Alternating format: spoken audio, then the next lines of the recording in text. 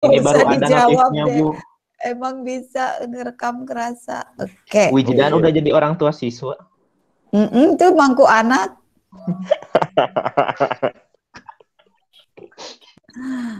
Oke, kita lihat yang mau terakhir. Kelihatan nggak? Halo? Kelihatan, Bu. Kelihatan. Kelihatan.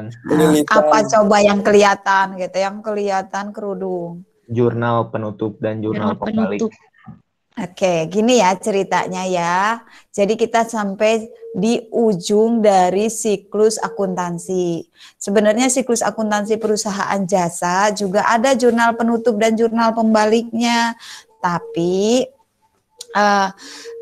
kita karena waktu pandemi mepet, jadi untuk jurnal penutup dan pembalik perusahaan jasa dan perusahaan dagang disakalikan di ujung aja. Ada sebenarnya sama-sama aja. Nih, jadi maksud dari jurnal penutup ini, Ibu bacain dulu ya, bahwa kan kok akun ya ini. Bukan kaun, menutup akun agar bersaldo 0. Kenapa? Karena ini akun yang 4 ini, pendapatan, beban, prive, dan ikhtisar laba rugi ini sudah dilaporkan. Sudah masuk ke laporan laba rugi. Udah dibuat belum yang kemarin? Yang HPP? Sampai laba rugi. Alhamdulillah, Bu, belum. Udah, Bu. Nah, kan itu semua udah masuk ke laporan. Nah, ceritanya kan kata Ibu, akuntansi itu siklus dari awal sampai akhir. Mulai dari bukti transaksi, masuk ke jurnal umum, masuk ke buku besar ke neraca saldo di akhir tahun butuh penyesuaian, butuh AJP, sesudah AJP nanti ada neraca saldo yang disesuaikan, udah itu laporan laba rugi dan neraca. Nah, ketika mau buka buku baru, maksudnya misalnya 31 Desember udah selesai laporan, sekarang mau 1 Januari. Ingat, di buku besar beban masih ada angkanya sekian ribu, pendapatan masih ada, padahal udah gak ada lagi kan, udah mengurangi laba. Si beban udah mengurangi laba, si pendapatan udah menjadi laba atau rugi. Udah selesai di laporan laba rugi.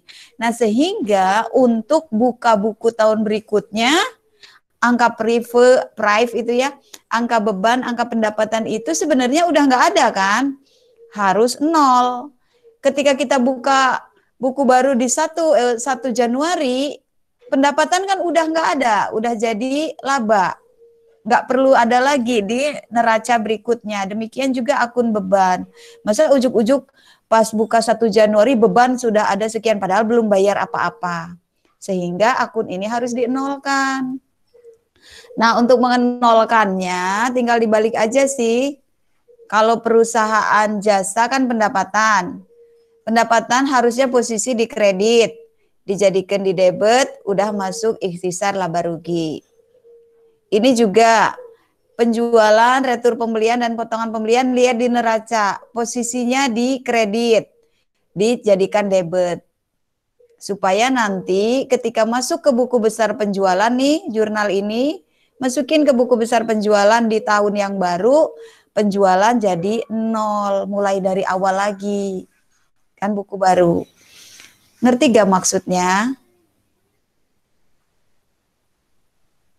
Krik, krik, krik, krik. Ngerti gak? Halo? Halo. Suara Ibu kedengeran gak? Kedengeran. Jadi ngerti gak maksud nggak nolkan? Enggak. Dikurangin. Kan gini ya. Gini ya. Kan akuntansi itu siklus. Ayo kursor Ibu kelihatan nggak? Kelihatan. Kelihatan. Akuntansi itu kan siklus.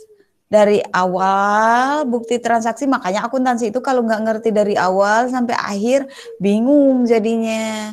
Gini ceritanya, kita itu udah selesai bikin neraca lajur kemarin itu kan, udah nemuin angka laba di video sebelumnya, angka laba 2.400.000. Berarti perusahaan pedagang jujur itu mau buka periode baru. Yang tahun 2020 udah selesai, udah ditutup, dapat laba 2.400.000. Nah, sekarang mau buka buku baru tahun 2021.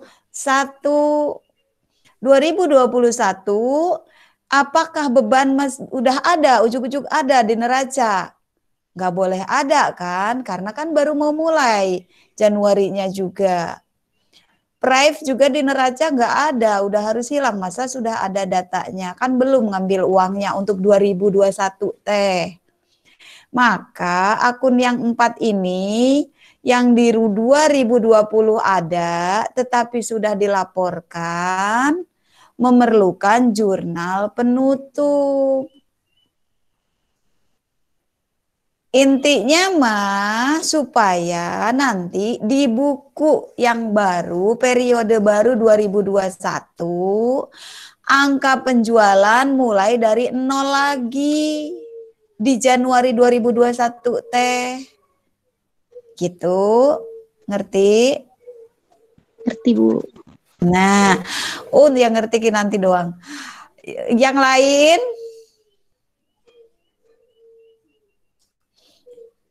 Halo. Intinya makan di tahun 2021 pas 1 Januari, pas 2 Januari nih buka toko, 2 Januari 2021 buka toko. Apakah angka penjualan sudah ada kayak neraca lajur waktu itu? Kan belum. Jadi angka penjualan tahun lalu harus dienolkan. Makanya penjualan berapa? Oh ya, neraca saldonya Ibu belum buka ya. Neraca saldonya lihat di buku catatan kamu. Penjualan waktu itu berapa?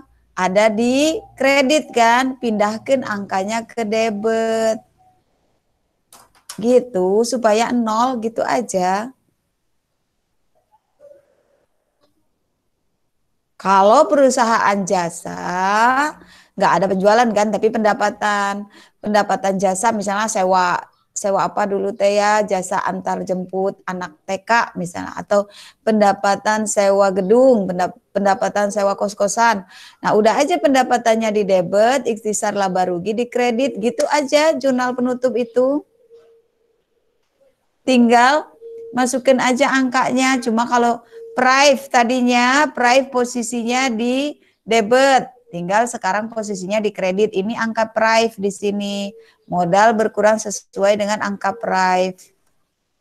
Kalau perusahaan memperoleh laba, modal di debit sekian. Modal itu kan sebenarnya kalau bertambah di kredit, tapi karena ini jurnal penutup, supaya jadi 0, modal kalau laba masukkan di kredit.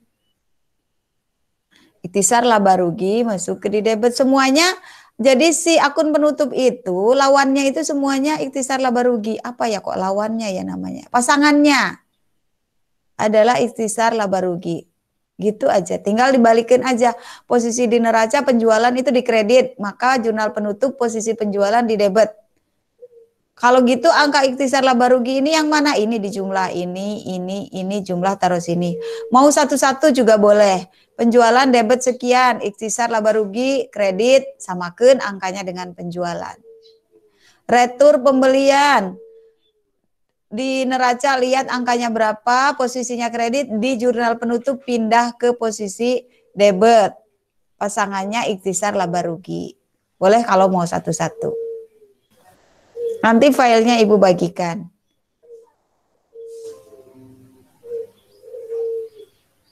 Bisa? Bisa, Bu. Adakah yang bingung? Jadi nanti lihat aja filenya Ibu bagikan.